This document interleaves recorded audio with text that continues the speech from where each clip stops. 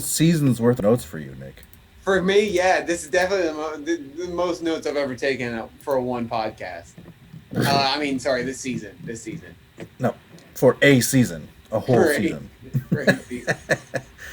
I Yes. only have for my news portion. I only have one, two, three, four, five, 6 lines. Oh. It's a light one for me today. Oh. I guess I'm gonna have to carry this podcast today.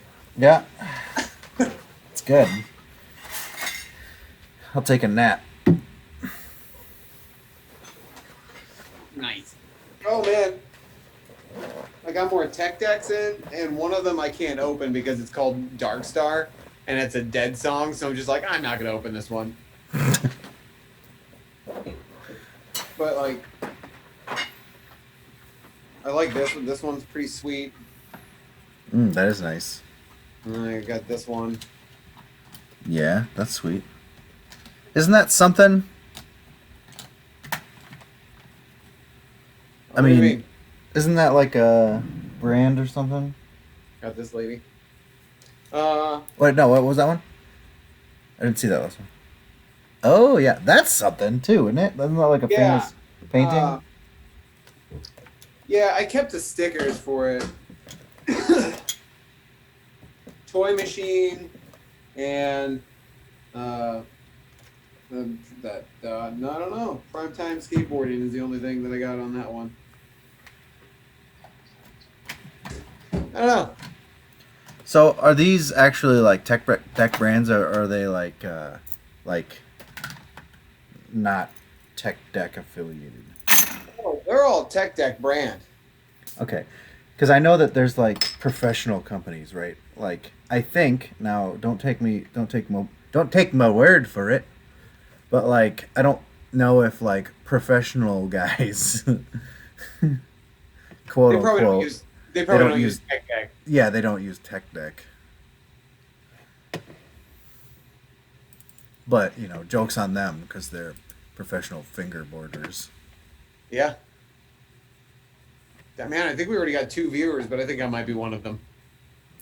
Oh, you want to Yeah, get started? Yeah, dog. I want to open up my wine so I can get it some air. Aerate that shit. Makes sense.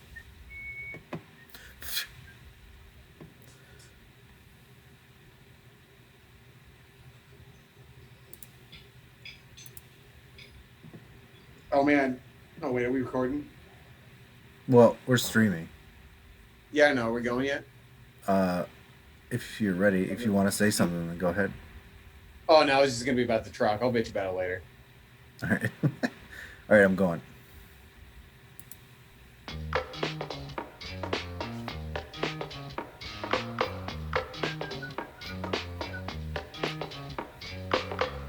Welcome to Pro Football Juice with your hosts, Nick and Jesse.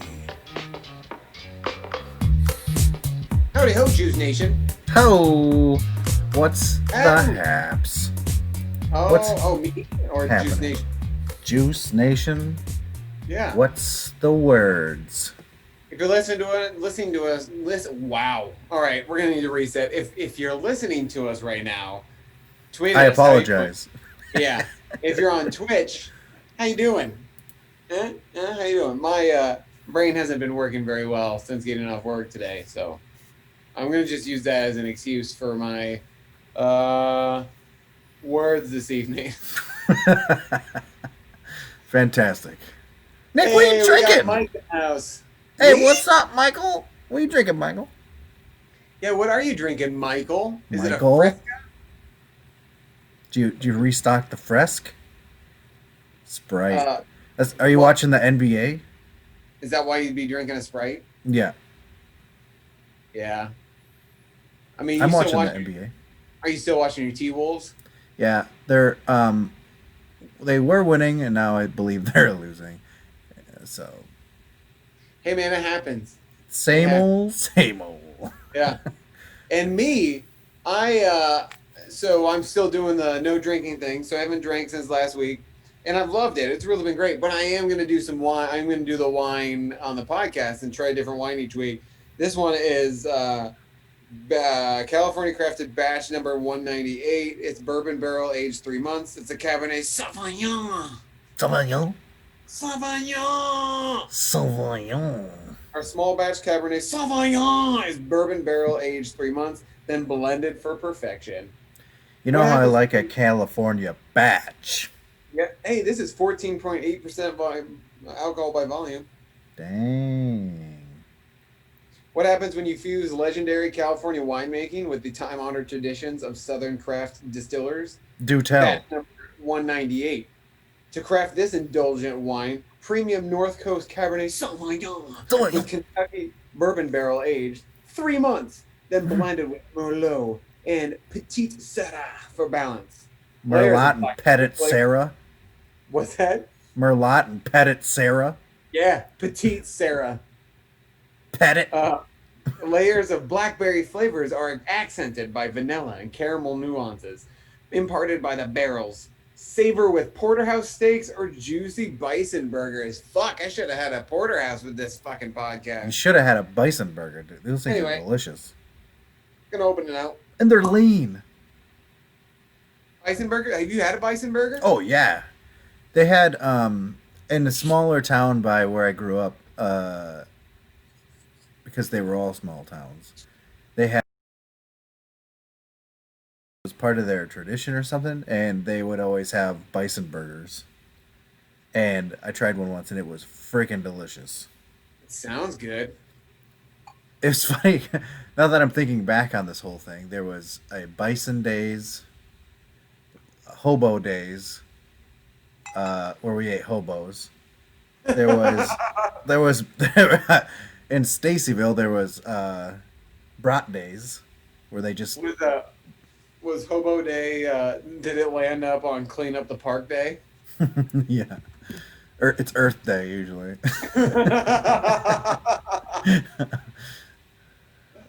Yeah, bratwurst days. Yeah. Yeah, there's a bunch. Hey, what are you drinking? Me? You, Jesse, you! I'm drinking a Blue Moon Mango Wheat. Oh, sounds disgusting. It's crafted with ripe mango, not rotten. Oh, that's good. You know what I can't wait for? Just a second. He's trying to smell it, puts it up to his lips. Mike says it's good shit. It's not bad. I'm not a huge fan of like mango and stuff, but this isn't that bad. What did you think of the Chris Kattan skit from the 90s then? Mango? That was amazing. That's the kind of mango I can get behind.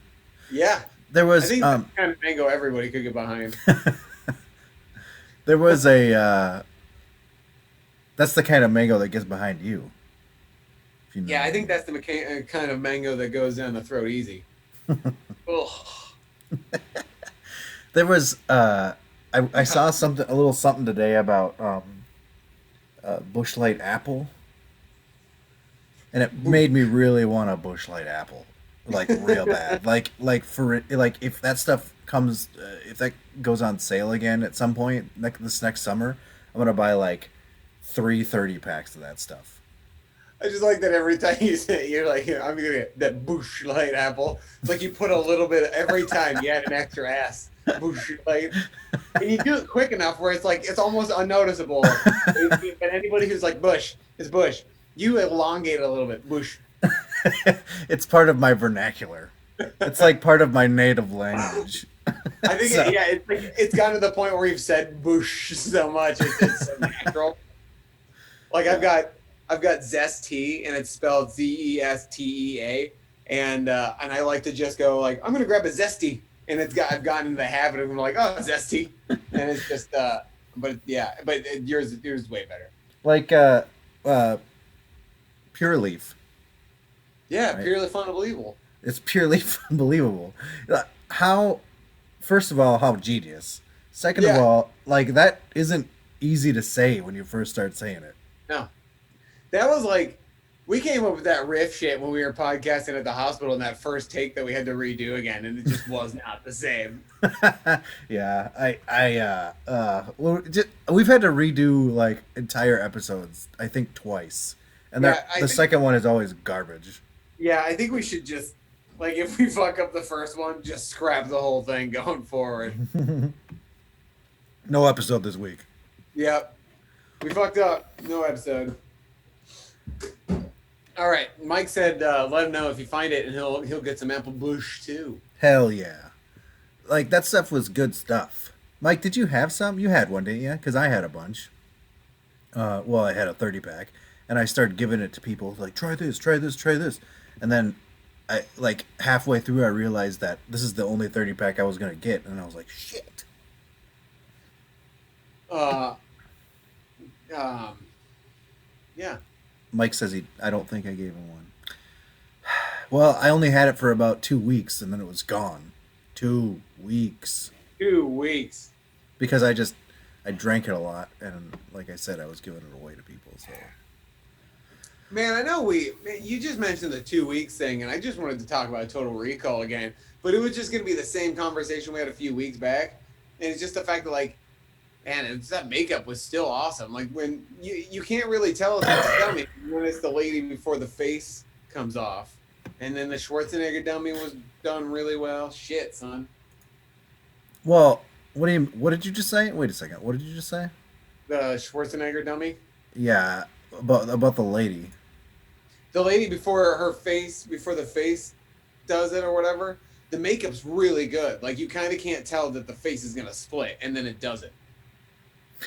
Well, it was a real lady before the shot, right? I mean, but you see the head, you see the like mannequin. right before it splits. You mean? Yeah, like right before where you can tell that it's a prosthetic, but it's really well done prosthetic. Right. Man, what a I good thought you movie. meant like I was hoping we weren't diving into like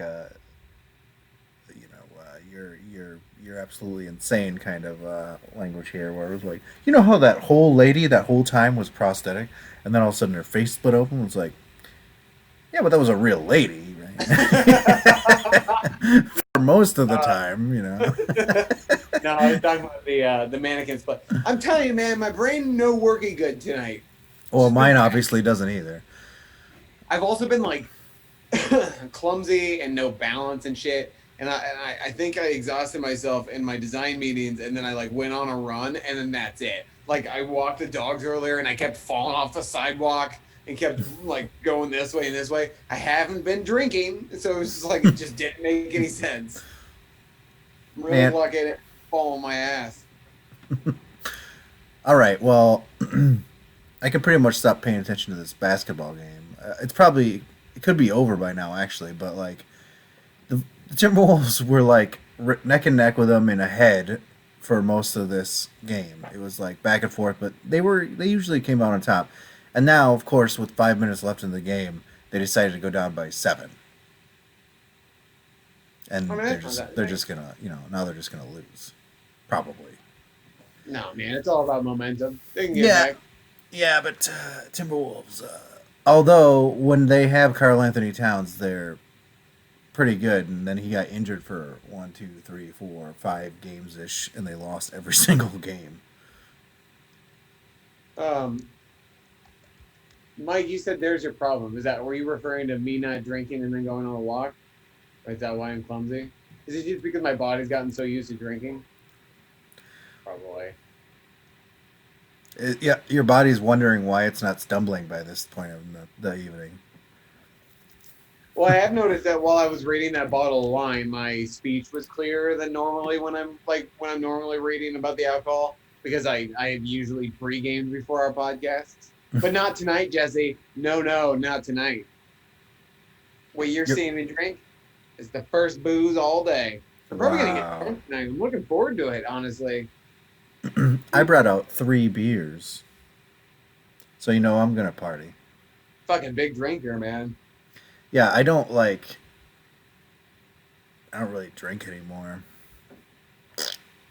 I mean, I do, right? But yeah, it's been a lot. Like since this COVID stuff, it's been a lot less. That's for sure. Oh man, see, it'd been a lot more because of the COVID thing.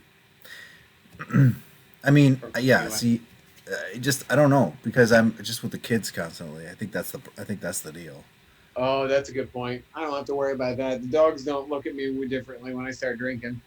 Yeah, I mean, if I well, the kids don't look at me differently either Well, because I'm never yeah, drinking around them. yeah. See, I don't know how you could do that. Like, I feel like I would just drink around the kids, but also I'm not like a Well, I mean, during the summer when I do some grilling and stuff, I'll have a beer and yeah. whatever, and they come down after podcast nights and be like, "Did you drink all these beers?" We're like, "Yeah, sure did." uh, yeah, yeah.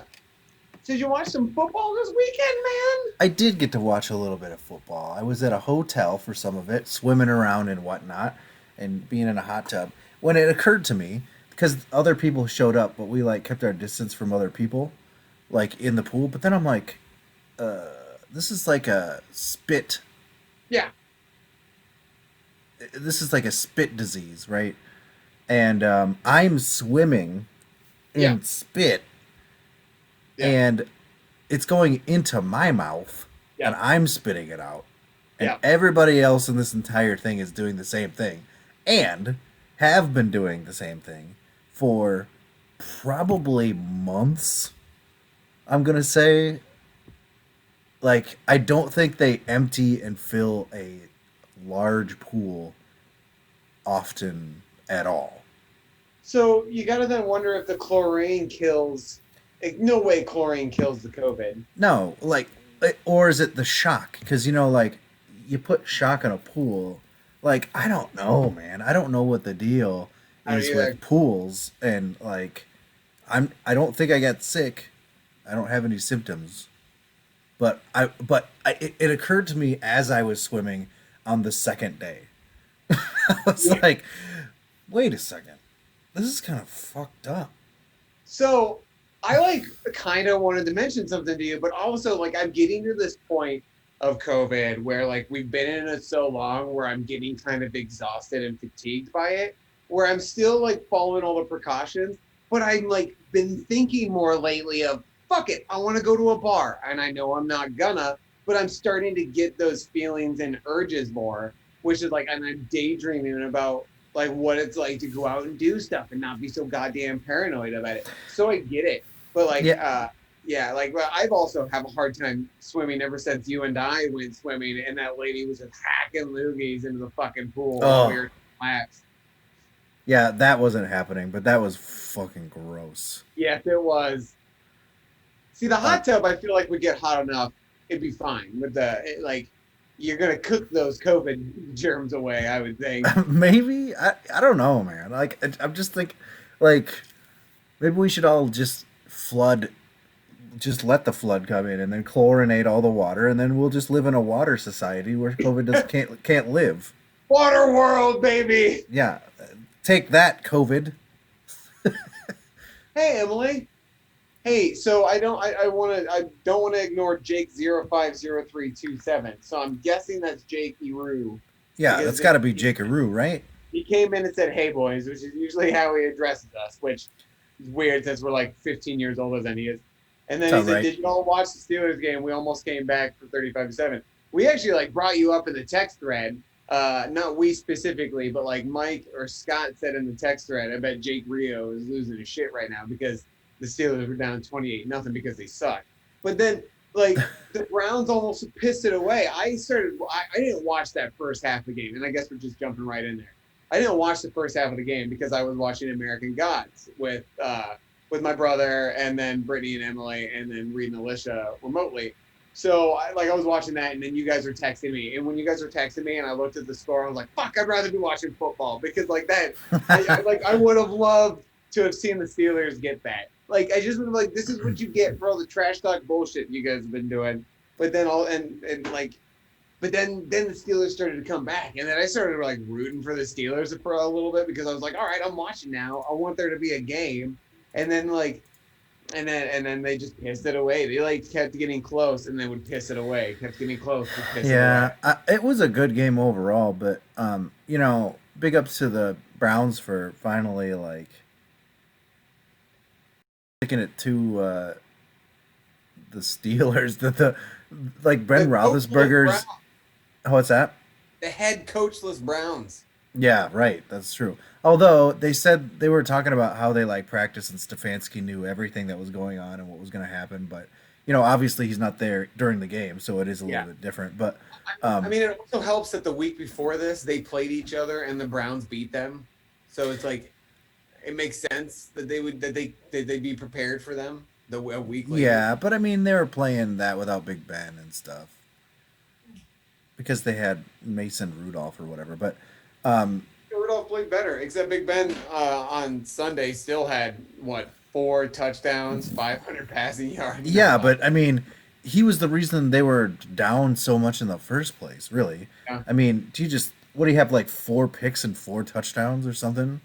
Yeah, It he's was the only quarterback in the playoffs to throw 4 picks, 4 touchdowns. And he also like has the record now for most like passing yards or something in a playoff game.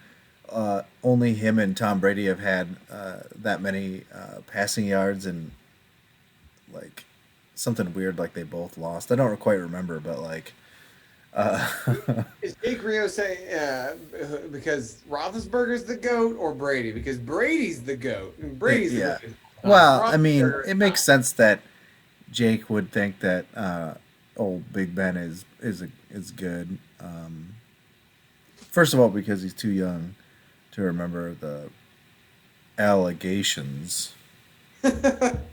and I think all Steelers fans are aware of the allegations. I don't think so. I think that young fans probably don't even remember that was a thing, and then like their parents are going to tell them about it. And then the NFL swept it under the rug, so it's not a big thing. Think like I- just like the other professional football player or no basketball player that will not be named. It's also like Ray Lewis. I'm just saying, Ray Lewis Ray Lewis helped cover up a murder, and then won a Super Bowl. So I mean, like, fuck Ray Lewis. Ray Lewis is a piece of garbage too. Yeah, He they didn't don't all rape anyone, but they don't all they get don't away kill with him. it. Brown Big Ben was Focus- good as a quarterback in his prime. Yes, Who? Big Ben. Yes. Yeah. Kobe touched. Exactly, Brown fungus. You know Exactly. who Brown is? Yeah, dude. He plays with us at GTA, dog. Oh, okay. God, the last time he joined, I was probably already. Big ups, Brown. Are you drinking anything, Brown Fungus? Yeah, what video game you playing? They have a system where whatever video game they're playing, they switch drinks. I believe it is whiskey for the hunting game. Beer for no rum for Sea of Thieves. I suggested tequila for Red Dead. I've got some Steelers news real quick since we're talking about that Steelers game, and it's just a couple that have. So right now, there's a lot of questions whether Marquise Pouncey is going to be back, because I think he's like 31 or whatever, and people are wondering if he's going to be back. And Big Ben only has a year left on his contract, and if they keep him, it's a $42 million cap hit for Ben Who? to Big Ben. If they keep him, If they don't cut Big Ben, it's going to cost them $42 million what the hell? because he signed a new contract a year or two ago and to extend him. And Yeah, then but like, usually if it's you cut him, it costs you that much. Not if you keep him. yeah, he's due for, and like so they can cut him and save some of that money, or they can pay him and then like Marquise Pouncey is also expected to get a bunch of money. Well, Yeah, Juju Smith-Schuster's a free agent after this season. they don't even need Juju Smith-Schuster. No, not with Deontay Johnson if he could catch a ball and Chase Claypool. The problem with and Juju brings a lot of like Juju brings a lot of drama. Yeah, is that why Jake Rio's saying fuck Juju? That's great. That is funny. You I'll remember a year or two ago when Juju was like, "I'm not a dirty player," though he like danced over someone that he knocked out. yeah. No, he's definitely a dirty player, and he's a punk. Like, and man, I don't like the guy. He was the Madden cover guy like last year. Yeah, I think Chase Claypool was going to be their star there. I just don't think they were using him as much as they should. They used him like a motherfucker in the first half of the season, and then Mike Tomlin was like, "We don't want to burn the rookie out, so we're going to stop using him as much." Yeah, because that's what the Vikings did. They totally burned out Justin Jefferson. Justin Jefferson started out hot and then started to suck real bad. Well, they did the opposite. Well, they did actually. They said they were doing the same thing with Justin Jefferson. They didn't. They didn't fully unleash Jefferson until like week 4 or something. Yeah. Then they friggin' used him. I think that's what kind of makes what he did this season even more impressive is that they were using him more sparingly like the first 4 weeks. Claypool, I think. I don't know. I think it's because I don't know. It's hard to say. The thing is, they took the like training wheels off of Big Ben. Like usually they're a running team, and this year they just started throwing the shit out of it. It's because they couldn't run the ball for shit. Yeah, like and they has gotten worse each year that Le'Veon Bell isn't there. See, Jake Rio, that's where you and I disagree. I think standing over someone after knocking him out cold is unsportsmanlike and unprofessional and immature. But at the same Unless time, you're in a boxing ring and you're Muhammad Ali. At the same time though, Vontez Burfict is kind of a piece of shit. Yeah, I mean that's also a good point because he is a piece of shit. Yeah, I don't care if he knocked AB out. AB deserves to get knocked out. Like Antonio Brown is a giant piece of shit, and I hate that he's gotten so many goddamn second chances in this league. Yeah, well, if you got talent, you'll get second chances. I know. You're gonna find out, like in a book 20 years from now, that Tom Brady had like 14 prostitute murders covered up, and then like nobody's gonna be surprised. I can't stay mad at that face. At that point, that's when he's like, "Well, I better retire now." At the ripe age of like 56. Yeah, the book comes out 10 years from now, and he's like, "Well, I guess it's time for me to hang her up." While he still looks the same, like he's getting older, but he's just like he's like looking younger, older. Like it's weird. Dude's a good-looking cat, and I'm starting to think that that Living with Myself show was right, and that he just clones himself every year. Yeah, that's probably what's going on. Want to talk about other football, or should we keep talking about news? I don't care.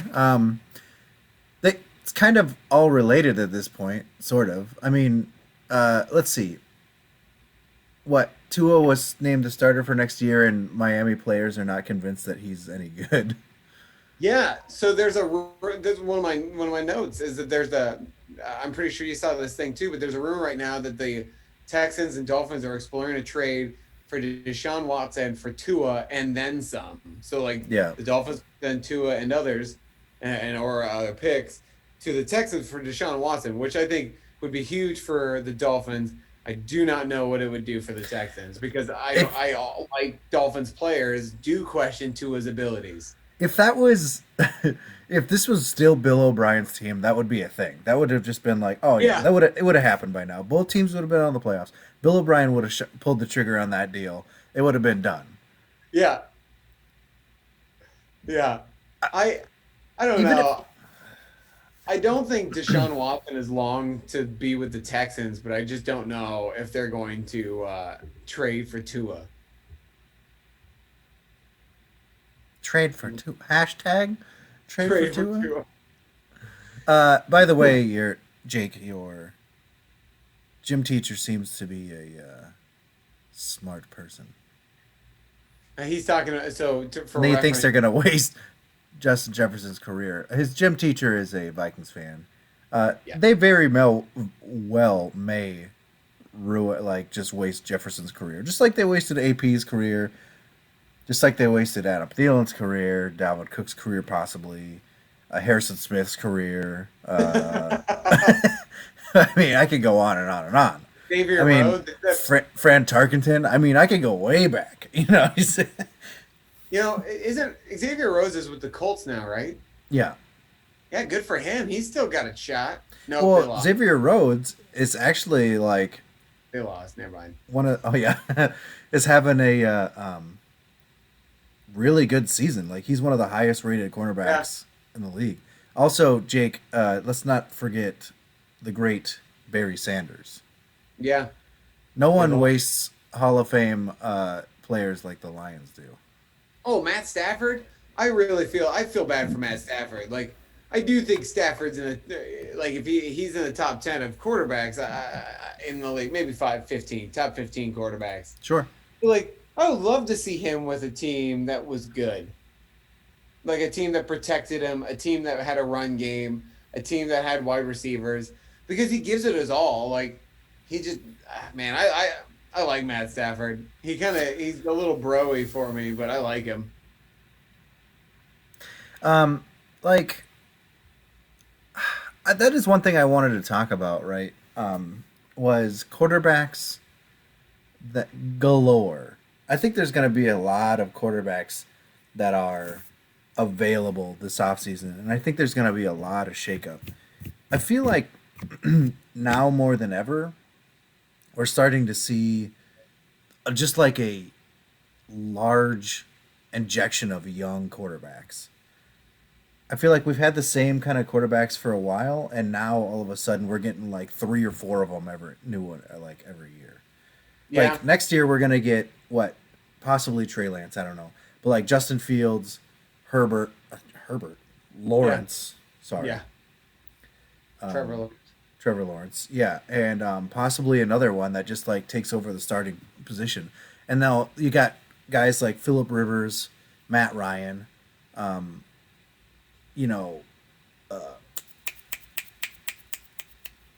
Ryan Fitzpatrick, Cam Newton, they're just going to be done and out. Ben Roethlisberger, I mean, he's apparently... Yeah, possibly Ben Roethlisberger. If the Steelers cut him, I don't know if another team signs him. Obviously, like another team signed Phillip Rivers, and I'd put Phillip Rivers and Big Ben on the same playing level. Well, Phillip Rivers might just retire. I would have Phillip Rivers over Big Ben at any for the Vikings. Let's just say Kirk Cousins goes down. I would love to have Phillip Rivers as my quarterback. Yeah. I don't know how I'd feel about him starting for my team. Oh man, that Taylor Heineke quarterback. It's been so he was pretty fun to play, and then and he played pretty well, and then since then I've seen I'm gonna get to the post that really disliked me from him last, but I saw a thing today that said, "Is Taylor Heineke the best quarterback in the East?" I saw that. Even over Dak and all that shit, and I just want to be like, "Fuck no, that is not fucking true." Yeah, I saw that. One fucking game as starter, but then I saw an article the other day where it's just like he apparently has a history of pro-Trump posts and anti-Black Lives Matter posts. So it's just like, oh, so you're also a piece of shit, which makes sense why the Washington football team has you on their team. So it was I was kind of high on Taylor Heineke, and then I saw the post that he's done, and I was just like, oh, fuck you, you entitled white piece of shit. He was a Viking too, but we cut his ass. Good. But speaking of which, by the way, brown fungus. What did you say? Oh yeah, his cousin's staying in Minnesota. Yes, because it would cost too much money to cut him, and they don't have any money to get anybody else. If they draft another quarterback, which could be, but probably not, and especially not in the first round, It'll be in the 5th round. Then they'll still keep Cousins so that the quarterback can learn from him, which makes sense to me.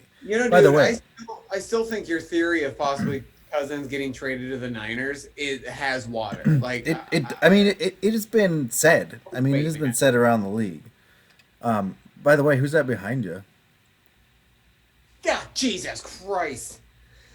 Thanks for that warning. Hey, before we get to this pedophilic motherfucker, I want to just point out that Jake Rio said he thinks Taylor Heineke may be third best quarterback in the East. I'm also just assuming that's what he meant. And then he ranks them. One is Dak, my boy. Two is Danny Dimes, and three is Heineke. I would still put Carson Wentz up there. I mean, like, it's not you guys like Carson Wentz had a bad season this year, but like I would not be surprised if he's with a new team next year, he bounces back because I think he's a pretty good quarterback, but like maybe he just doesn't have the right coaching staff. I don't know. Well, his coach did get fired over this last week. Let's just put that out there. It seems like it was mutual though. From what I've seen on like tweets with the GM and the owner, it sounds like Doug Peterson was tired of taking orders on who he could hire and couldn't hire, and then so like they thought it was mutually beneficial for him to leave the team. So that's what they're saying, because the owner is also wouldn't be surprised if Doug Peterson gets a job by the end of this week. All right. We've got Jake saying Heineke is better than Jalen Hurts. I think right now it's too early to tell. Heineke's had one good game. Jalen Hurts had a good game, has had two good games, and then a mediocre game, and then a bad game, which happens when you see a quarterback like for more than one game. Taylor Heineke, there isn't enough film on Taylor Heineke. I don't think Taylor Heineke's Taylor. Tyler, who the fuck? Taylor Heineke. I don't think he's the answer for anybody. I don't think he is either. Wentz is terrible, bro. I disagree. I don't think like I want to believe Wentz is terrible as a Cowboys fan, but I've also seen Wentz have really good seasons if he can stay healthy. Well, they were talking MVP. What was it? Yeah. 2 years ago, last year, something like that. Yeah. And then Brown Fungus said, "Fuck Danny Dimes," and LOL. I'm a Giants fan. Daniel Jones is not a good quarterback. I do not think Daniel Jones is a good quarterback. I like rooting for Daniel Jones, and I remember distinctly I was in Nashville for the draft when Daniel Jones got drafted, and I could not stop laughing. I laughed so hard, and then we went back to the hotel and like we started watching the news, and the only thing anybody could talk about was how they drafted Daniel Jones so high. Well, like, kind of why I don't believe Daniel Jones is a good quarterback. The Giants were the exact same team with Daniel Jones as they were with Colt McCoy. Like, they didn't bring anything different with Daniel Jones than they had with Colt McCoy. Their defense just got better. Like, the Giants were better towards the end of the season because their defense kept getting better. Daniel Jones didn't get better. Like, if Daniel Jones was healthy, he's still I guess he's a top 25 quarterback, sure. But, like, I'd take Fitzpatrick over Daniel Jones. I'd take Phillip Rivers right now over Daniel Jones. I'd take Kirk Cousins over Daniel Jones. Well, Daniel Jones says Brown Fungus says Daniel Jones' face looks like a lost Eli, but Eli looks like a lost Eli. Yeah, I like That's doubling down. I've noticed that Daniel Jones does look like Eli Manning, but he also looks like a dumb Tony Romo. Like, he's got some Tony Romo face too. Well, he looks like he'd be dumb. Like he has a dumb look about him. His name's Daniel Jones. Of course he's dumb. He probably knows 8 different types of corn. All his creativity went into his name. He probably like spent 8 hours be like, Danny Dimes. I'd take Danny Dimes over Andy Dalton. That's what Jake Rio said. Oh, that was an instigation. I mean, like, that's actually it's not necessary. I wouldn't. I mean, it depends the age of Andy Dalton. I still think Andy Dalton and Daniel Jones, I think, are kind of on the same level. All right, let's back up category. Let's McManus this thing quick. Yeah. Oh, I forgot this creepy bitch is back here. It's the Brendan McManus Man of the Hour with me, Brendan McManus. You want to hear mine? Yeah, why not? This would have fit in a little bit better when I originally wanted to play this, but it's Taylor Heineke.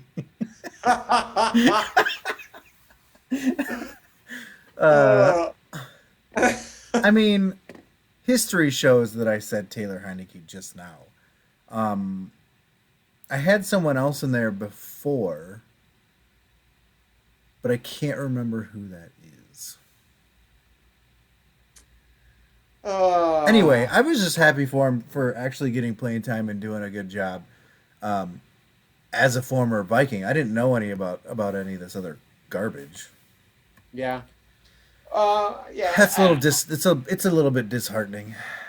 Yeah. I mean, you can't blame someone posting saying that like that he's the best in the NFC East. That's nothing against him. I mean, that's just shows how stupid that tweet Yeah, was. like that didn't like make me upset towards Taylor Heineke. Like it was just like I just read it and I'm like, well, that's just outrageous. Because that's just the same thing where anybody who sees like Jalen Hurts, those first game or two, people were like Jalen Hurts is gonna be the fucking next quarterback of the future. He's gonna be Patrick Mahomes. He's gonna be You great. mean 2021 season MVP Jalen Hurts? Is that who you're talking about? Yeah, so like people are just like that because he has one or two good games. But it's just like Jesse, we talk about this all the time. Every quarterback who starts off hot is always going to come back down to earth because those defenses get to see tape on them. Obviously, Patrick Mahomes is not the case. He hasn't come back to earth yet. I mean, but the thing about the good quarterbacks, right? The quarterbacks that are Hall of Famers, they are good when they start, right? Or maybe they're not. Yeah. They get better, but they get figured out at some point. But then they elevate their game or change their game and keep it evolving so that like, they don't get figured out. Patrick Mahomes has put like level upon level upon level of his game. Like it's nuts. Yeah. Yeah. Honestly, as much as you don't want to hear it, so is Aaron Rodgers. Like, I hate Aaron Rodgers, but he's fucking Yeah, top. how you could be a bigger douche every year. It's amazing. Yeah. Well, and then like I saw today where he's like, yeah, I'm gonna be hosting an episode of Jeopardy, and I just went like I like yelled "fuck you" at my laptop. It was like, why is this fucking idiot doing Jeopardy? God damn it! Like, shouldn't he be too busy abusing his dog by throwing a fucking ball too far that he can't get it? He does hate dogs. He does hate dogs. He's a bad friend. Yep. Uh, He's a needy insurance owner. I'm telling you, I hold fast to my theory that somebody who writes for State Farm, writes commercials for State Farm, does not like Aaron Rodgers. Like it's underneath the surface, but like his lines make him look like an asshole. I would love it if it like turns out that Aaron Rodgers writes his own lines. Yeah. Jake Rio's asking if we know who Josh Dobbs is. Yeah, I know who Josh Dobbs is. I don't know if he's where he is now, but he used to be the backup in Pittsburgh. Okay. I think he was drafted by Pittsburgh. Just before. You already did your Brandon. Yeah, I guess I'll stick with it because I don't want to think of a different one. I was gonna do Jonathan Taylor, and then they lost because and it was mainly gonna just be the fact that the Colts are in a really good running back situation because Jonathan Taylor is good. Marlon Mack is gonna be coming back next season and is really good. Which they've got trade bait with Marlon Mack because with Nyheim Hines also they could just write Jonathan Taylor and Nyheim Hines and then trade Marlon Mack, and you'd be able to get a decent pick, I think, for Marlon Mack. Because I like Marlon Mack. It's funny because Marlon Mack seems like he's been in the league for a long time, but he's 2 years. He's 24. He was drafted by the Colts in the 4th round of the 2017 NFL drafts. Wow. Okay. And he must have been 21 when he was drafted because he's only 24. He's been in since 2017. Whole season off. I don't know. I was rooting for the Colts. I wanted the Colts to win, but also yeah, it didn't matter to me too much. I didn't really have any stake in these games this week. I just kind of wanted good football. Yeah, and I think we got good football. I mean, I picked Buffalo to win, and I like Buffalo, but I was rooting for both teams. Honestly, I tend to go for the underdog if it's a close game, right? And I feel like Indianapolis was the underdog in there, so I was rooting for them. I was rooting for the Bears because I just Yeah, do not like the Saints. I was rooting for the Bears too. I mean, hey, by the way, speaking of that game, it was the Nickelodeon game. It made history because Cordero Patterson was on a hot mic saying "fuck" on Nickelodeon, the children's channel Nickelodeon. The word "fuck" was uttered. It was fantastic. I rewound it and watched it at least 5 times. I thought maybe it was going to be a good opportunity for me to watch football with my kids. Yeah, they got. They watched it for 5 minutes. Didn't like it. I was wondering how long they'd stick it out for. Well, they didn't have the googly eyes and stuff. Like they had them very sparingly. And They should have done it anytime they did a close up on any player, like at all. yeah, Just on Google, yeah. it was funny. Like when they at the very end of the game, the kids were watching a little bit, right? And they were showing like some of the googly eyes, and some of them were like actually like following where the guys were looking and stuff, and they were like big SpongeBob eyes, like Yeah. looking this way and that way, and like it was hilarious. My son got a kick out of that. You And at you halftime, they know- showed a sneak preview, sorry, of You're- a new SpongeBob show. So they came back for that. I had to watch some of the SpongeBob. Like I watched 3 minutes of SpongeBob before that game started, and I do not remember cartoons being that fucking annoying. I like SpongeBob. It's because it's so weird. It was just like loud and just loud and just oh god, it was just so much. It was just like did you eat your acid, child? And like, no, I haven't eaten my acid. Too bad. Like it was just so much, Jesse. Yeah, So much. yeah. Mike, you're getting old. Mike said I'm getting old. You're getting old, Mike, you old son of a bitch. Hey, I'm the oldest one here, and I love cartoons. So you No. you guys shooing kids off your lawns. Yeah. I was like, so I was working on the snowblower watching that game, and I was also excited to watch it on Nickelodeon because I was like, whatever.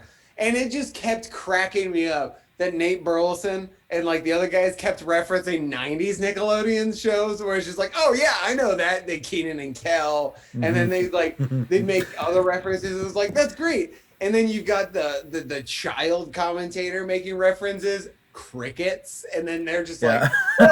oh, I bet you didn't know this, silly child. Pat, pat, pat. And it's just like, I Well, can't. She couldn't- wasn't, and she actually wasn't annoying. I didn't find her annoying at all. Which when I first saw that there was going to be a child commentator like in between the two, I'm like, oh god, buckle in. This is going to be horrible. But like, no, she was fine. She did a Cardi B impression that I thought was embarrassing for everybody involved. First, just because I don't really know what Cardi B sounds like when she talks, so it could have been good for all I know, but it embarrassed me. Uh, there was the guy said, I think Nate Burleson said, it's kind of what happens when they go down under, and he goes, like Rocco's Modern Life. Yeah, yeah. And I go, yes. Yes. There were so many of those. And it was just like SpongeBob does this. This Well, they player did- did this. And I was just like, oh my God, guys. Are they like, is Nickelodeon paying you to market these shows too? Yes. Well, maybe, but I heard Ren and Stimpy, I heard Rugrats, I heard and I was Oh, there just was like, a cat dog? There was a cat dog reference. oh, I didn't hear the cat dog one, but that's Nate that's Burleson fantastic. was just like, they need this player like this one. Like, you know how cat needs dog and cat dog. And it's just like, oh my God. I was getting burnt out by Oh, the Nickelodeon references. Oh, okay, you missed the worst parts. And I just watched the first quarter on Nickelodeon. Because you left, and they had to explain, like, the penalties, what the penalties meant. And Nate Burleson had to keep coming up with things to say so that kids would understand what that means. And they're like, holding is when your brother runs around the room and you're trying to make sure he doesn't steal your cereal. Like stuff like that. That wasn't an example at all, but like it was So stuff like that, and it was for every single call, and I'm like, oh my god, stop it with these things. the one thing I was really curious about, and then I want to ask you about is how did they explain the taunting and the guy that got ejected for taunting? I who was it? Number Anthony Oh, Miller. Anthony Miller got ejected for trying to Like beat Nate up Burleson, Chauncey like when you're Gardner making fun of your Johnson or whatever. brother, like how did they explain the taunting? I think they just said like, yeah, there's a sport and people get worked up and sometimes they do. I don't remember exactly. Uh, It's kind of like when your brother's trying to steal your cereal. You see? I want to know. I texted you guys this. Oh my And god. obviously, like I don't have I don't have the names up right now, so I'm just gonna like talk. I want to know what that cornerback for the Saints, what he keeps saying to these guys because he has now been decked by 3 wide receivers. Okay. One by on team and 2 from the Bears. One of them was like, I can't remember what the other team was. It was the Bears again. Yeah, it was the same team. It was Wims, I believe. Yeah, it was Wims the first week, Because week 8, and then something it was, with Wims, like he threw his mouthpiece or something. But this guy must just be a piece of shit. This Gardner Johnson. I think he's a safety. And I know that because of Madden. And he sucked on Madden, so I had to cut him. But like, but anyway, like yeah, he just must be like a fucking piece of shit, like trash talker. You know what I mean? I mean, yeah, I mean, like Michael Thomas threw a punch at him. Wims threw a Yeah. punch at him. Anthony Miller threw a punch at him. All in the same season. I have never heard of a cornerback or a safety, whatever, getting swiped at 3 times in one season by different players. Josh Norman used to get into it with a bunch of people. Like, didn't him and Odell Beckham Jr. have this thing where he kept like ripping his chain off or something? Yeah, they kept getting into kerfuffles. But yeah, that's true. Another thing about that Nickelodeon game was, any time there was a penalty, not every time, but like every once in a while, they would be like, "I wonder what young Sheldon. Let's have young Sheldon explain that," because he was on. Apparently, young Sheldon's on like Nick at Night or Reruns Nickelodeon Late or yeah. something. And then he would pop up over the time left, and he'd be like, "Holding is when a player does this," and he's like, kind of like whatever, some witty young Sheldon thing, like. I saw that on Twitter. I was like, oh my god, and that was towards the end, and I was just like, all right, this can be a thing they do once a year. Yeah, I got to tell you, I had a much better time watching it on CBS. Emily came to the garage to watch it just so she could see how fucking like weird it was gonna be, because it was marketing towards kids. It was like, hey kids, look how. Oh no, the thing that like, sorry, this is just kind of setting the whole thing up. The thing I think that upset Emily the most and kind of made me feel the grossest was having the kid talking about before the game. Look at these athletes. Can you believe that they were kids just like us? And it was like this. And then it was just like, these people are real life superheroes. They can do extravagant things. And they were kids just like us. And I was just like, this is fucking gross, man. Well, the thing is, come get CTE with us. well, here's the thing. Like kids see athletes in the pedestal they get on, they're on top of anyway. Like they don't need people to point that out. They already see that constantly. Yeah. Like, hey, look at You're these right. look at these players that my parents like fawn over. Like my dad like just has to watch every weekend because he likes them so much, and look at how they can run and jump, and my dad can't do that.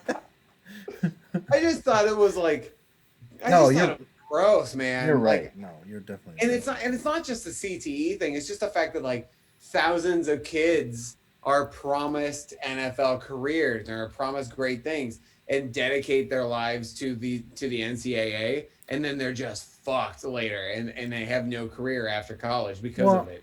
Well, I mean, they're trying to change that with the NCAA at least. If you're like, you can get paid for endorsements and things like that, and you see the finally. likeness and all that stuff. Yeah, right. I mean, by the time those kids get up to age, it'll probably be a lot better.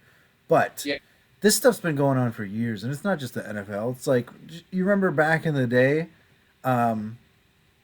all the Be Like Mike propaganda Yeah. that was shoved down our throats. You know, They like had a movie like Mike where little Bow Wow gets Michael Jordan's shoes and becomes like Mike. well, think about this. Oh, who's the only superstar that you know that has played basketball with Bugs fucking Bunny? Michael Jordan. Yeah, And it's they made that movie because of a fucking commercial. Yeah, Like it was a commercial to sell shoes, to sell Air Jordans or whatever, and then they had Looney Tunes, and it was so successful that same director was paid to make Space Jam. Yeah, and then they're making another one so that they can, get a whole new generation of kids like to think that they can. Apparently, by 2009, that movie had made $1 billion, which is insane. And then also, if you think about it, you know how, like, I'm sure we've talked about it, Michael Jordan is garbage in that movie. If you think about the fact that he had to act in front of a green screen with nothing around him, he's a great actor. Like, nothing to work honestly, with. though, to have no acting skill, Yeah, and to have to work with like green screen, absolutely everything around you is green screen. everything. I mean, you do notice who's not talking back to you. you do notice like he's like, what are you what are you doing up there, Mike? And he's like, what do you think I'm doing, Bugs? You know, and it's just like awful. Yeah. You know, but you think of a director telling a sports athlete to go, all right, now he just said, "What's up, Doc?" to you. You need to respond this way. Go. Yeah. At least, so if they do make that second one with LeBron James, which they've like released photos of him in costume, LeBron James is a slightly better actor than Michael Jordan. So maybe maybe his acting will be a little bit better, but I do not expect a different movie. In all fairness, I did hear that his part in that one movie with Bill Hader was pretty good. I've never seen that. I haven't seen it either. Amy Schumer. Schumer? Yeah. Yeah. Oh, okay. So while you're opening that, I'm going to go over some other news, if that works. Go for it. All right. Chuck Pagano retired after 19 seasons. He did. Retired from being the Bears defensive coach. He sure did. Seahawks fired offensive coordinator Brian Schottenheimer. They did. Raiders hired Gus Bradley as their defensive coordinator. And then tweeted out a picture of who was it? It was Ken Wisenhunt. Yes. They tweeted out a picture. Raiders Welcome, garb. Gus Bradley, and it was a picture of Ken Wisenhunt. Yes. And they even put the hat. They put the Raiders hat on Ken Wisenhunt. I don't understand it. I don't like that was insane. They may look similar, but it's not the right. The Cowboys hired Dan Quinn as the defensive coordinator. This got me fucking excited. I believe I even texted you guys that it made my nipples hard. Dan Quinn was the failed Falcons head coach, but was also a fantastic Seahawks defensive coordinator before becoming the Falcons head coach. I'm really excited. I think this is great news for the Cowboys. It's a good get. Yeah, listen, you talk about how the NFL like just copies and pastes coaches, right? But what I love, one of the things I love is when one of those coaches fails and then goes to your team as a coordinator, because there's a reason why they got there in the first place. That is not what I thought you were going to say. What? I thought you were going to say, because I love, this is a legit, I get a warm, fuzzy feeling whenever a head coach fails and then falls back to the defense, to the coaching position that they were fucking great at. That's what I'm saying. Oh, okay. I thought because you said goes to your team. I thought as the Cowboys, goes to the Cowboys. No, goes to the Vikings for me. Oh, okay. No, because they're great. Feeling. Yeah, because they're great at doing that. That's what got them the head coaching job. But yeah, like they failed. That sucks for them, sure. But they're gonna kill it for you. yeah. That's Like, why, like, when Mike Zimmer first took over the Vikings, we had like former head coaches in like every single position, like including like offensive line coach. We had Joe. Oh God, I forget his name every fucking time. He was the former Dolphins head coach, Joe. It's a it's an Italian Philbin, name. Joe Philbin. No, Joe. Sorry, sorry to laugh. Uh, are you still thinking? I don't know if I should I keep talking. Go for it. Brown Fungus is asking for picks or the nips aren't hard. Nips currently aren't hard. Um, well, we had Mike Singletary as a coach for a while. I like Mike Singletary, former head coach of the Niners. Not Excuse Joe me. Philbin. Yeah. We have Gary Kubiak right now as our offensive coordinator. Tony Soprano. No, Tony Sparano. Verano. Yeah, Yeah, Tony like, Sparano is our Sparano. offensive line coach. And he was a shitty head coach, but a great defensive coordinator. Yeah, and he was our offensive goddamn line coach for a while. Whoever's the Saints defensive coordinator, something Allen, I'm forgetting his first name. Steve. He was the Raiders head coach, failed spectacularly, got hired by the Saints, back to being a great defensive coordinator. Like, I love it. I'm hoping this is going to be a huge win for the Cowboys. Like, Dan Quinn as the defense coordinator, I think is going to be great. Keeping on with news. Who are you talking about? The New Orleans Saints offensive coordinator? Their defensive coordinator. Dennis Allen. Dennis Allen, thank you. Okay, keeping on with news, Jesse. I'm on a roll. Mike Colts Nolan. linebacker Anthony Costanzo is retiring after 10 years. Congrats on a great career, Anthony. Yes. Oh, hold on, I'm with you. Tinks. Tanks. And my last little bit of information, because I thought this was interesting. Aaron Jones is set to be a free agent. I have a little thing that we can talk about if you want about free agencies. Do it, bro. Another thing that I wanted to talk about is Denver hired Vikings assistant GM George Patton for their new general manager, which pisses me off to no end. Why? Because George Patton is the reason why we have the roster signed that we have. He's our like cap guru, right? And like it might not sound like a lot because we're in a cap problem, but we've been in a cap problem for years now, and we've been able to sign every major piece that we need to sign, and then still pull in talent like Yannick Ngakoue and stuff because this guy is a freaking numbers genius. So we're screwed.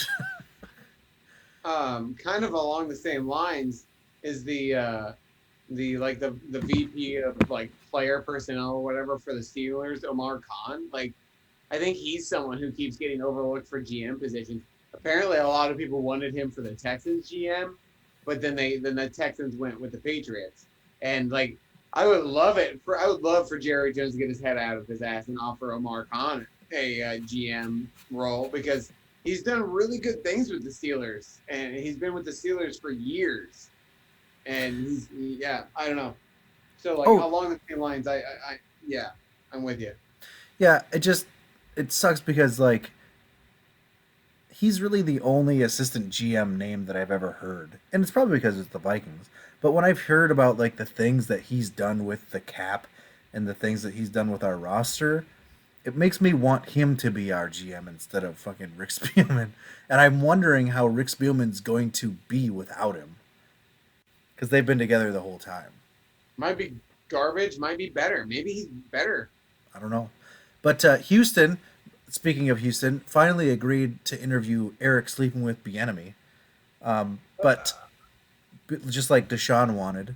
But also, some don't think that he'll even get a head coaching job this go round because he's got a chance to go pretty far in the playoffs. The enemy. Yeah, so I don't remember if it was someone interviewed Bieniemy, and I think it might have been the Eagles, but apparently the interview didn't go very well. Hmm. That's what Jeff was telling me today. We were talking about the Eagles and shit. Hmm. Honestly, it's really surprised me that Bieniemy hasn't gotten a head coach position yet. Yeah. Oh, also fun fact: 3 of the other heads. So I guess of the head coaches left in for the Super Bowl, I guess like most of them have ties to Andy Reid. Like they've all coached for Andy Reid at some point. I think that's fascinating. Yeah. I mean, they talk a lot about like the coaching trees, right? Like people who have been under Belichick, people who have been under oh god, I'm horrible with names tonight. What's his dick? Who was the Cowboys coach there for a while? Bill Parcells. Yeah, the Parcells tree, right? Like the yeah, stuff like that. Like they talk a lot about who is the tree that like McVay is under? Because McVay and the head coach for the 49ers are under the same like coaching tree. Yeah, it's McVay and Shanahan. They were under. Oh, Shanahan. Yeah. Under Shanahan's dad. No. Were they like?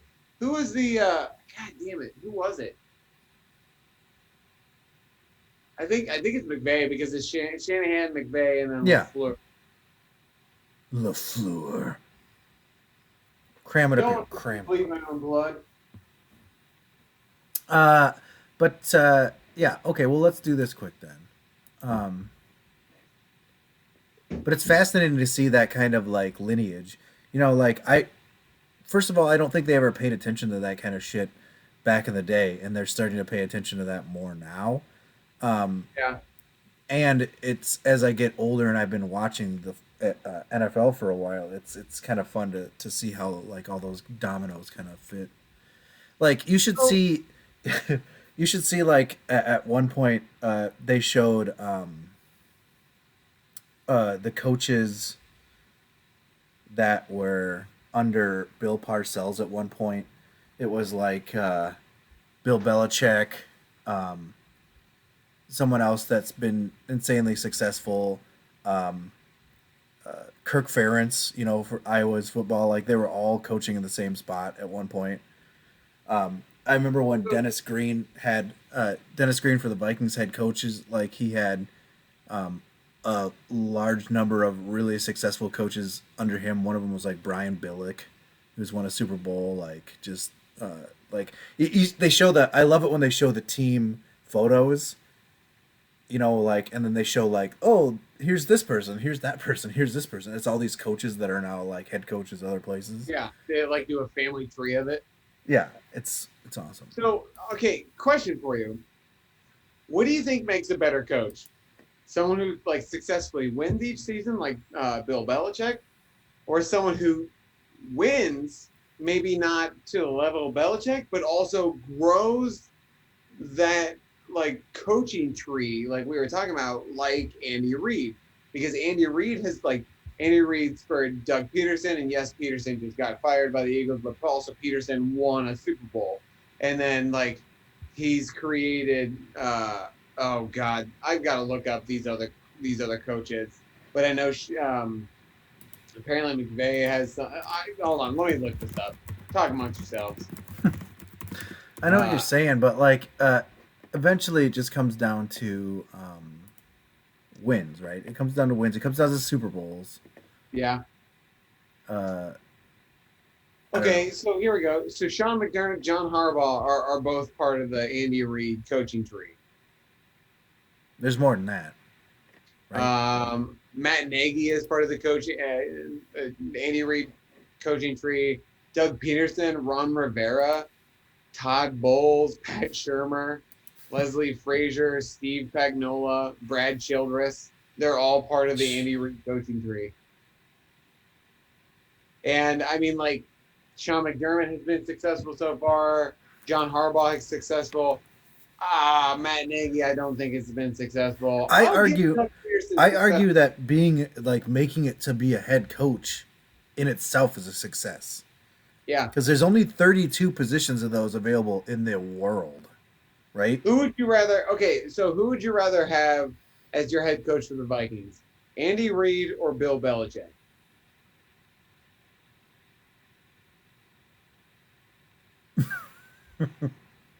If you're watching us Twitch or listening to us, same question applies. Brown Fungus, who would you rather have? Andy Reid or Bill Belichick? Mike for the Packers, Bill Belichick or Andy Reid? Jake for the Steelers, Andy Reid or Bill Belichick? For the Cowboys, Andy Reid or Bill Belichick? I'd vote Bill Belichick. I think he's harder on players and keeps them all in mind.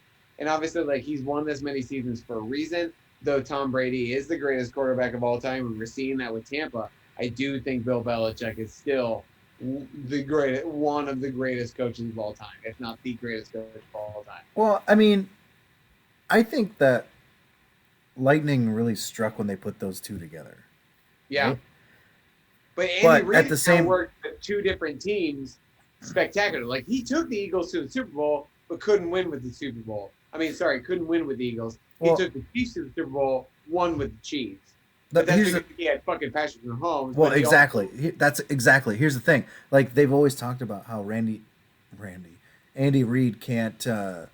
hasn't won the big one, and everyone was so happy for him because he finally won the big one. Bill Belichick's been winning Super Bowls for fucking a decade. Yeah. You know, like I mean, I would have to go Bill Belichick. I agree. I mean, like, I will say that both of them, I think did the right thing with quarterback. Tom Brady wasn't like drafted and then played right away. He waited for an injury. Patrick Mahomes sat on a bench for a season before he did anything. But for some reason, other teams won't do that with quarterbacks.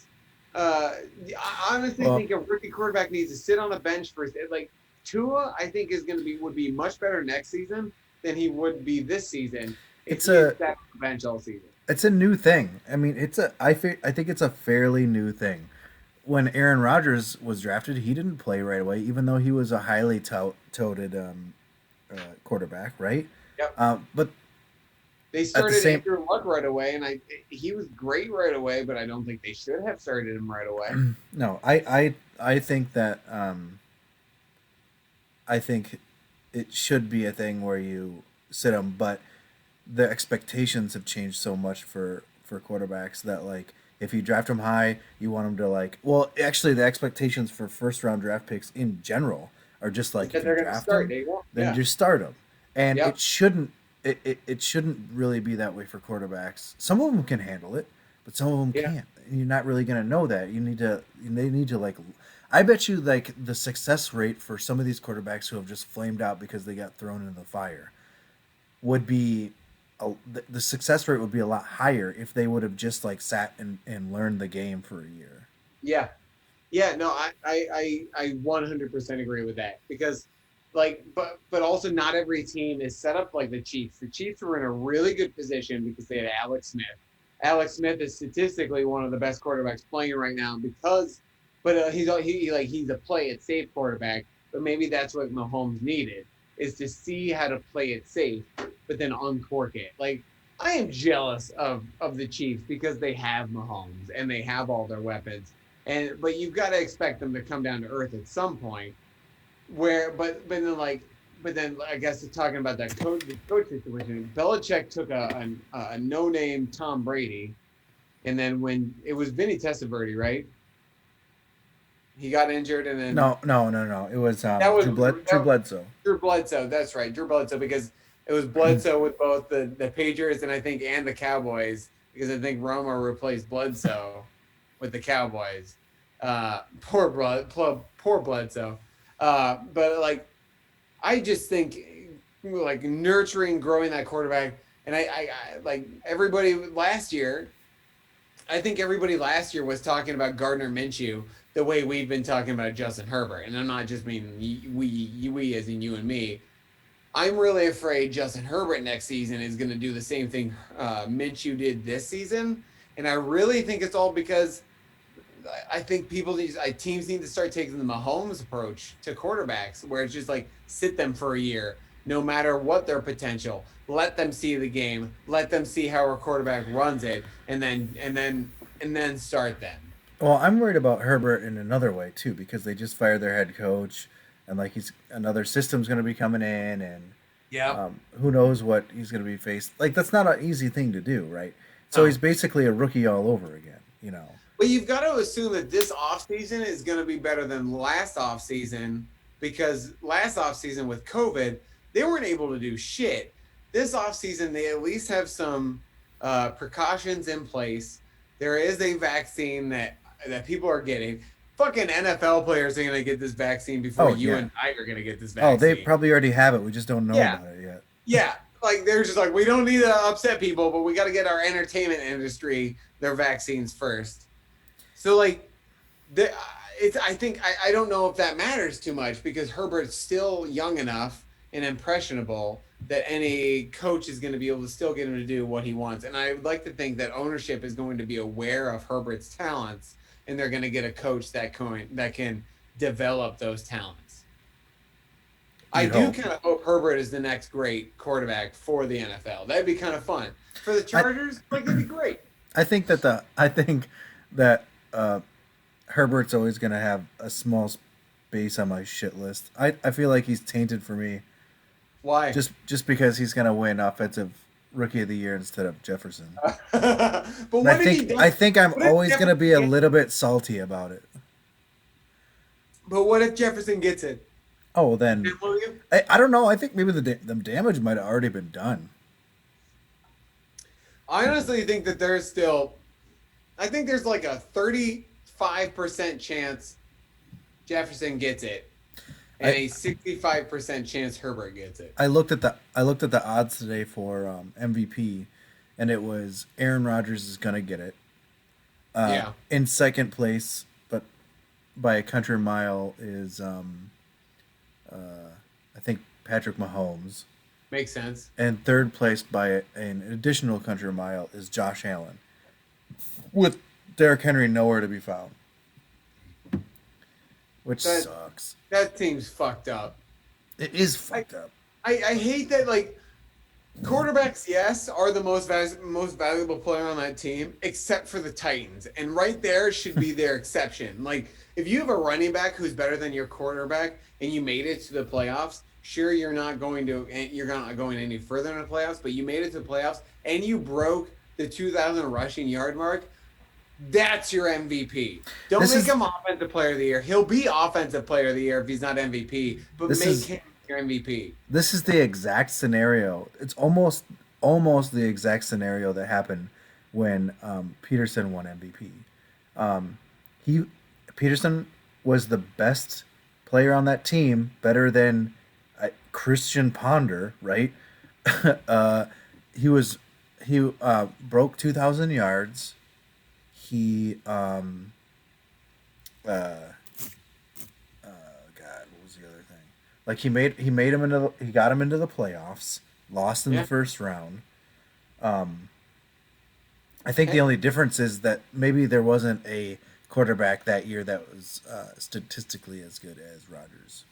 I mean, maybe we'll be surprised, and maybe Derrick Henry will win MVP, and Aaron Rodgers will get Offensive Player of the Year, and Justin Jefferson will get Rookie of the Year, and then you'll like Justin Herbert. Maybe. I like Justin Herbert, but I also like Justin Jefferson. I don't dislike Justin Herbert. Let's just put it that way. But I am going to be salty when it happens. Can I add that I like Justin Jefferson, except for that stupid dance? I hate that fucking dance, but I also kind of hate celebrating. Bro, what? If you diss the gritty, man, you best just get out. I hate it. You can't handle the gritty, dance. Bro. Why can't people just like? As much as I hate Dez, no, I don't hate Dez. As much as I got annoyed by Dez, just throwing up the X, something like that is fine. Why do you have to dance for 5 seconds? run into the end zone and walk to your bench. I like the people who don't celebrate except for like high fives and shit.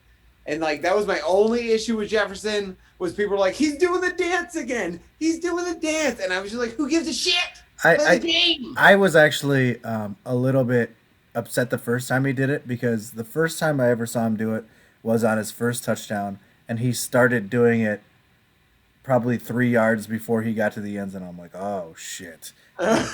Here's a diva. We got a diva on our hands, right? Like, but it was the fun thing I thought about it was, and what brought it back to earth a little bit for me was then when like Thielen would catch a touchdown and he'd start doing the white guy version of it, you know, like, and the funniest thing I thought about it was someone put a YouTube video out there of like Thielen's progression in the gritty dance from the first time he did it, like all through the like he was progressively getting a little bit better at it every time he scored a touchdown.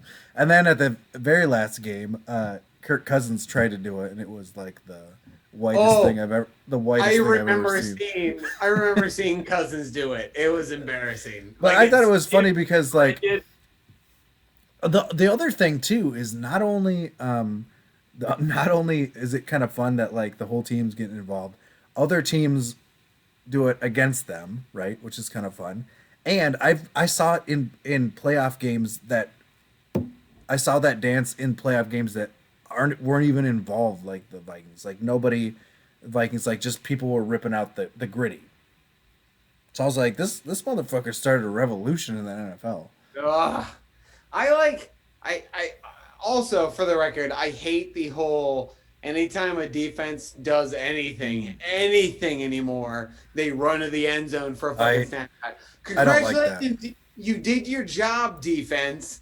You don't need to fucking pose for a photo, you goddamn divas. I'll agree that there's a celebration for absolutely everything. Yes. In the NFL now, like first downs. I remember when first downs started to be a thing, and I was like, "What are you celebrating a first down for? Like you just got a first down." This was the extent of our first down celebrating when we came up. Just a fucking like first down. And I remember people are doing full-on celebrations. I remember when there wasn't one. You just got a first down. Good for you. That's a thing that happens a lot. Well, now it's like, oh, they get a turnover. Let's spend 20 seconds them running to the other end of the field and taking a photo. Yeah, I don't like that at all. Like that annoys me. Well, they made it worse because there's no fans now, right? So they put that stupid TV in the end zone that the defense all runs to and poses in front of. Yeah. It's dumb. It's like, well, why would you do that? Anyway. We've gone off on some now we are proving our age. Back in my day, they didn't celebrate first down. Jesse, this is all that's left from that bottle of wine. This is what I've had. Hey, nice. I didn't even notice you opened the others. Yeah. Are they all the same? No, two of them are these. Oh. Oh, okay. German Pilsner is what he showed us. Yep, from last year from Millstream Brewing Company in Amana, Iowa. What do you want to do? You want to do picks? Sure. I don't think we have say what picks of the week, right? No. Okay. I think we did it last week, but I don't think we should do it this week. Yeah. Fuck it. It's only 4 games. Did you say board games? 4 games. Oh. 4 games. I don't think I have plans this weekend and I can watch all of them, which is excellent. I had to go to the in-laws last week for the first set of games on Saturday.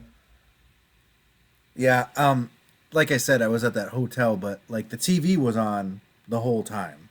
Yeah. So I was kind of like jumping in and checking scores and jumping out and stuff. The one I wanted to watch the most was the first one, which was the Indianapolis Bills game that we talked about. That was really one of those games. Yeah, I mean, like, I really could have been fine with either team winning. And then when the Bills won, I was upset because I wanted the Colts to win. But I'm pretty sure if the Colts would have won, I would have been upset because I wanted the Bills to win. It was one of those kind of games. Yeah, I agree. It felt like there were some bad teams in the playoffs. Washington?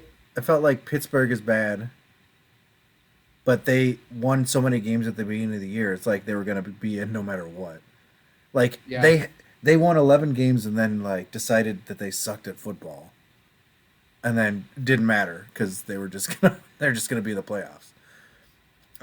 Chicago was the game was disappointing. It kind of came out the way I thought it would, but it was disappointing. It wasn't a better game. It was, I don't know. I thought it was kind of close, but maybe that was just like the first half. Yeah, Washington, even though Taylor Heineke kind of put on a show. I will say, sorry to interrupt. Didn't look very good. I will feel like that Bears game, I think, would have been completely different if Wims had caught that touchdown pass. Yes. Oh my God, that was such a good play too. It was a beautiful it was a classic flea flicker, like run, turn around, throw it to him, wide open, deep, Yep. right in the basket. It was Boom. right there, man. It could not have been any better, and he dropped it. And that touchdown, honestly, I felt like made a statement for the whole game, or the lack of touchdown. If they had scored that touchdown, they would have been in it. I think the whole game. Oh yeah, I agree. I mean, I think Chicago's defense was playing pretty good there for a while. I mean, and I don't think New Orleans is a very good team with or without Drew Brees. I mean, I just think that I think their quarterbacking is kind of weak at this point. I agree. I don't know. I'm curious to see what they're going to be like next year, because they're winning right now. Because why are they winning right now? Their defense is good, but I don't think their defense is top 2, or I don't think it's their run game is good, but I think that there are teams with better run games. So why are they winning so many games? This is an honest question that I do not know, because I feel like the Saints are a slightly above average team. Like, that's it. Like a mediocre to average team. They have the potential to just kill it. I mean, but they won games with fucking Taysom Hill as their quarterback. Like, yeah, Sean Payton put Taysom Hill in for a play or two in the game, last week's game, and he got roasted for it on the internet. So is Sean Payton coach of the year then? Like, no, they're still winning all these games.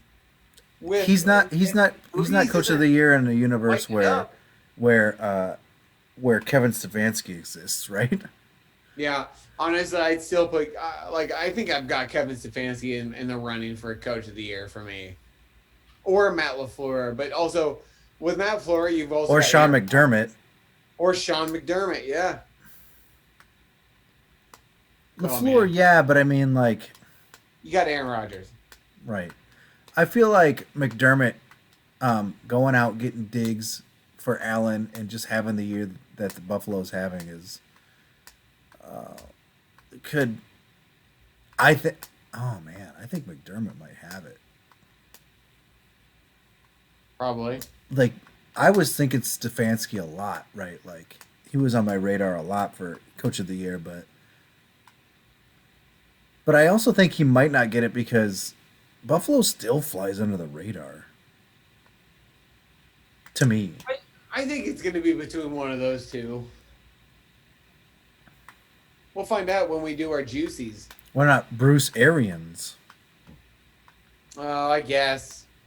But he's got Tom Brady. And Gronk and Godwin and Evans. And, like, their defense has so many fucking weapons. O.J. Howard. Fuck the Bucks, man. Fuck the Bucks. I don't want him to get it just because of Antonio Brown being on that team. Yeah, I liked that team until Antonio Brown decided to rear his ugly fucking face. I wanted to root for that team, and then Bruce Arians was like, Antonio Brown is not a good fit for the Bucks.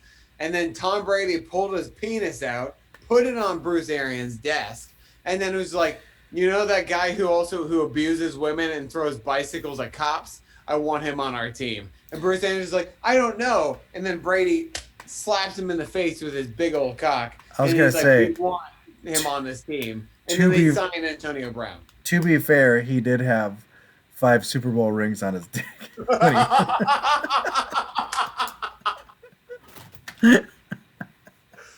Are we saying that Tom Brady has such a small pencil dick that he can put 5 rings on his dick? Hey, maybe he has big fingers. You ever think about that? Maybe. You ever think about that? They're custom fit, you know. Oh, Or maybe he gets an extra set because he's Tom Brady. maybe he gets Super Bowl cock rings. Yeah. I wouldn't if someone told me that Tom Brady had Super Bowl cock rings, I'd be like, oh, all right, yeah, that makes sense to me. Like, I get it. Yeah. Like, I mean, like he's married to Giselle still, right? Yeah. Okay, I get it. yeah, anything is possible, right? He is like the ultimate. He is. Don't you think he's just like the ultimate like success story? Like Yes. the picture of his combine where he's just a skinny fucker. He's like Captain America, right? Yeah. Like Yeah. flash forward, like Yeah. you know, 25 years later, and he's married to a supermodel like who makes way more money than him. He's living in like Yeah. $106 million mansion with 5 Super Bowl rings. It's just like you like future self went to him and be like, hey, nerdy, scrawny Tom Brady, who's kind of like not very attractive. Just wait, because when you're 42, 43 years old, you're going to be married to the most successful, hottest model of all time. You're going to be the most successful and greatest quarterback of all time, and you're going to still be playing at an elite level. That quarterback, that Tom Brady would be like, all right, sweet.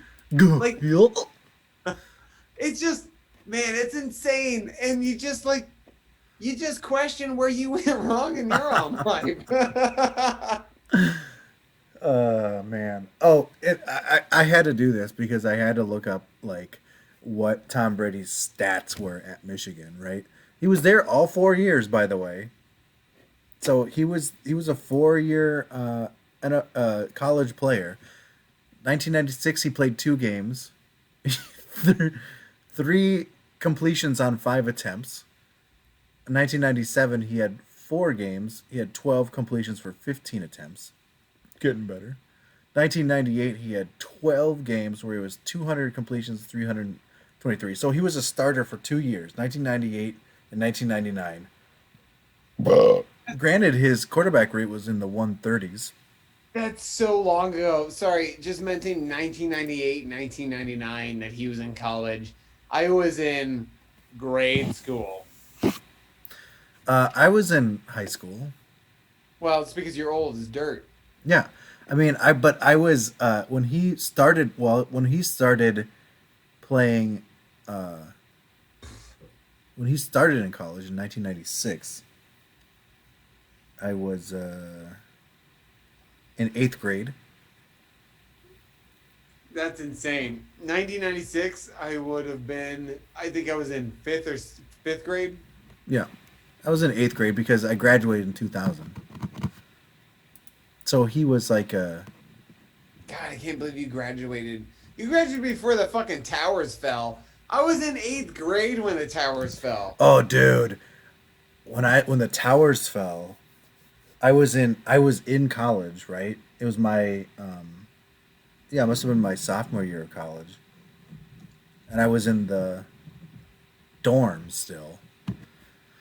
And like, I just have this thing where like I got out of bed and I had to go to class, and it had already happened, and I was walking down the corridor to class, and everybody had their doors open because you always have your doors open in a dorm, right? Like, and everybody had it on their TVs, so I heard it, this like stereo echo of the news, of like the coverage of it, and I was just like, Jesus Christ, this is fucked. I was in government or history class when it was going down, man. I remember the TV turning on and the tower smoking and my teacher being all emotional and people around me being emotional. I'm like, why the fuck are people so broken up? But that's like me. Like, I was wondering why people were so sad. And it was my dad's birthday. Like, my dad's birthday is 9/11. And I remember being like, I remember hearing later from my mom that it was that my dad cried on his birthday, and that it was his worst birthday he's ever had. And like Wait, I get it. it was his birthday? Yeah, his birthday is 9/11. Really? Yeah. Jeez, Jesus. Yeah, and like yeah, it was crazy. Like I don't remember I remember being in history class and hearing about it. I remember knowing it was my dad's birthday, and then I remember going to the gas station that day because everybody thought the gas prices Yeah, were yeah, just yeah, yeah. skyrocket. I tried to get gas that day too, and like they were just like lines down the block. CJ said he was in Korea in the Air Force when they fell.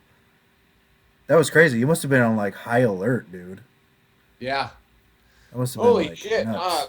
This is the last of my bottle of wine, and I am pretty drunk right now, Jesse. We're an hour and 35 minutes into this bitch. We gotta get Holy going. shit. We got heavy and started talking about 9/11, man. Yeah, how that? Where did that come from? Tom Brady to 9/11. We're the podcast that has everything, man. Jesus. All right. Oh, I got to do my first team lead meeting today with the pride and dead flag in the background. I'm really just like showing the world who I am, one meeting at a time. To be fair, he is a Pride supporter, not a Pride. Well, I mean, yeah, okay, that's fine, fair enough. For those of you listening, Nick shrugged. It's like, don't knock it till you try it. You know, who knows? Hey, man, I'm just Nick. I go where the wind takes me. I've never had a lot of things. I don't know if they're not my favorite things yet. I don't. Los Angeles Rams versus the Green Bay Packers. Oh, so this is like obviously I think it's the Packers 100%, but Aaron Donald was injured in this last game, but is going to be playing back. Something about the Rams, man. I think they're scrappy, and I think their defense plays hard. But I'm going to pick the Packers in this one. I think the Rams are two-faced, not in a bad connotation, but like they can be really good. They can also suck balls. Yeah. Yeah. Aaron Donald says he's going to play, but I don't think he's 100%. I think he just wants to play because it's the playoffs. If it were a regular season game, I don't think he'd be playing. And I still don't know, like, Jared Goff wasn't really going to play that last game until the backup quarterback got his fucking head knocked off almost. So who are you going with? I'm going with Green Bay. What I think is interesting, and I don't know, this is like I've actually thought about this decision all week. Not like I'm not stressing about it. I've just thought about it from time to time. This matchup, you've got Matt LaFleur also versus oh my God, Sean McVay. Sean McVay, thank you. Sean McVay was his head coach. Like Matt LaFleur was a quarterback coach or offensive coordinator before he left. What, 2 years ago? So you've got that. Like, so who has the edge, Sean McVay or Matt LaFleur? I would think Matt LaFleur because he knows how Sean McVay coaches. Yeah, but if you're Sean McVay, you know exactly how Matt LaFleur coaches because it's your job to know how he coaches. You know what I mean? Yeah. And they probably have a lot of similarities, to be honest. You pick up little things from every stop you've been at, probably, you know. This is like but like taking that account, I keep thinking that the defense is gonna win this game. And when I think defense for this game, I think the Rams.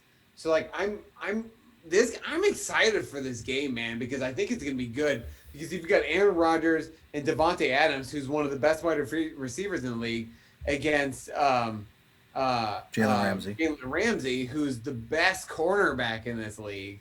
I'm very excited about it. I think the Packers are going to win, but if the Rams win, I will not be 100% surprised. I will not be too shocked. I won't be surprised. I will be a little bit happy. I'll definitely be happy. Baltimore versus Buffalo. Oh, I think Baltimore is going to win. There was a big thing. Like I was watching the Baltimore game, and they were like, "Ooh, can Lamar Jackson get over his? He can finally win his playoff game and all the hype and like he's never won a playoff game and this and that." I was like, but then I learned it was his first playoff game, Yeah. and I was like, "Give him a fucking break." Who? Sorry, who? Lamar Jackson. It's his second playoff game. Well, It's his first win. Oh, they must have meant win then, because I was like, they said that tweet was stupid then because it said it was his first playoff game. But in his first playoff win, he had more rushing yards than Derrick Henry, and he had more passing yards than Ryan Tannehill. Yeah. He'll be just fine, but I think Buffalo's a better football team. I think Buffalo's a better football team than The Ravens. Titans. Oh, I think okay. Buffalo's a better football team than Baltimore. I think Buffalo's going to win. I think the Ravens have the better defense, and I think the Bills have the better passing offense. But I just think the Ravens are going to be. I don't know. I picked the Ravens last week. I think the Ravens. I'm with like I don't know. I think the Ravens are going to beat the Bills. I think we're going to be all kind of surprised, and I'm kind of getting the feeling that the Ravens. It's either going to be the Chiefs or the Ravens in the Super Bowl, and it would not surprise me if it were the Ravens. I don't disagree with any of that. If Something if about the Baltimore Ravens. if Baltimore wins, I won't be surprised. Yeah. I think that the game, like the only game that I would be surprised if someone wins would be the Cleveland Kansas City game, which is next. If Cleveland wins, I will be surprised. If Tampa Bay wins, I won't be surprised. If New Orleans wins, I won't be surprised. If Cleveland wins, that will surprise me. That's the only game in this whole thing that will surprise me. I think maybe the Rams would surprise me a little bit. No, I think Cleveland winning is the biggest surprise because Yes, that would definitely be the biggest surprise. Like right now, I see the Chiefs as the Super Bowl champions right now. Yes. And if the Browns were to beat them, then I think I'd have to see the Browns as the champions. I do not think the NFC is going to win the Super Bowl. I think it's going to be an AFC team, and I'm with you. Like if the Browns win, it'll be a huge fucking surprise. Yeah. So I think that means that both of our picks are Kansas City. Tampa Bay versus New Orleans. What do you think? This is going to be a good game. I think it will be as well. Because we'll have the two greatest quarterbacks of all time playing against each other. Possibly for the last time. Yeah. Oh man, I'm gonna pick the Bucks. I'm picking the Bucks in this one. Yeah, I also picked the Bucks. I think they just have a better overall team. I don't know. Maybe it's just because I don't like New Orleans, and I feel like Seth, goddamn it, Sean Payton gets a little bit too fucking cute sometimes with his play calling. Yeah, I think I'm kind of getting I'm feeling that we're gonna get a Browns Steelers feel out of this game. Like, I kind of think Drew Brees isn't as good as Tom Brady at this point in their career. The Bucks have a pretty good run game, but I guess so do the Saints. The Bucks have a better receiving core. The Saints have a better defense, but that defense has been shredded by Jalen Hurts before. But the Bucks defense has been shredded. The Bucks just play with more emotion than I think the Saints do, and I think the Bucks are gonna beat the Saints here. I almost feel like this is like gonna be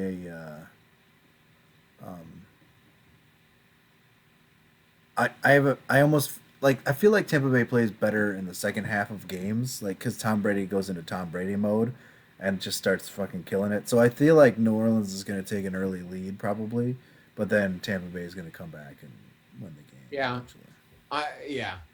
I would like to. I do fucking appreciate how good Tom Brady is. Like, 42 years old, going on 43, and he's still top 5 best quarterback in the league right now. Mm-hmm. That's insane. That is insane. It's to me, people bring up Aaron Rodgers as like in the GOAT category, but I can't. Not I just very can't do great. it. Not in a world where Tom Brady exists. No. I don't think we'll ever see a quarterback as good as Tom Brady. I mean, Mahomes maybe is going to be that. But Brady, like, I mean, it's just insane. the problem. He's like, for football, he's so old and he's putting up That's crazy numbers. that's the thing. That's the argument. Like, you have seen quarterbacks, and you do see quarterbacks as good as Tom Brady every year. Yeah. But he's been around at that level for so long, Yes. and he's Yeah. won so many Super Bowls. He's been playing so long that we were in middle school when he like came out of college. Or sorry, Yeah. we were in like early high school, middle school, or junior high when he came out of college. And he's still playing. He's really one of those guys who makes you feel like a piece of shit. This motherfucker is he's like the older brother that you absolutely hate because he's like better than you in every possible way. Yeah. Like imagine if my name was Jesse Brady, right? Like, and I'd just be like like nothing I could say or do would be anything compared to anything that happens with him on a daily basis. I want NFL films to I want what? Jake Rio volleyball girl what? Whatever. Anyway, I want NFL films to do like a mockumentary on Tom Brady, and I already forgot what I was talking about. So About Tom Brady's brother?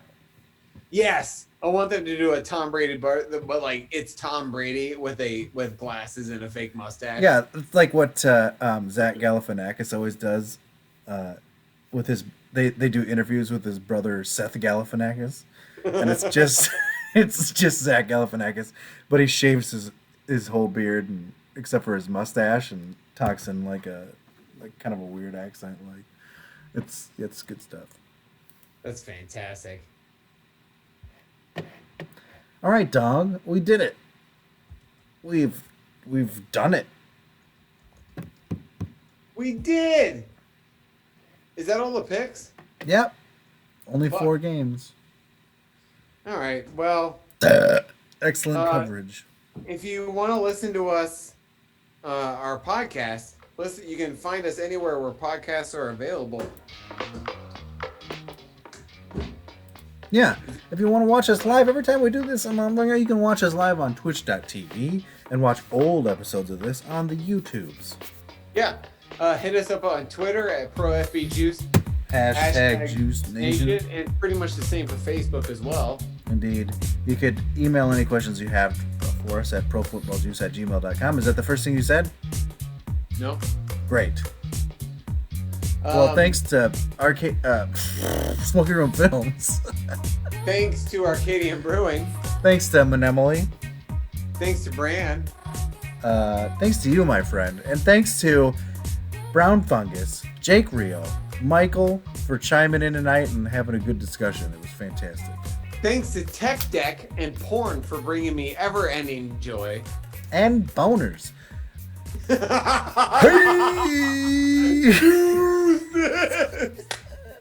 I'll let you work out which does what.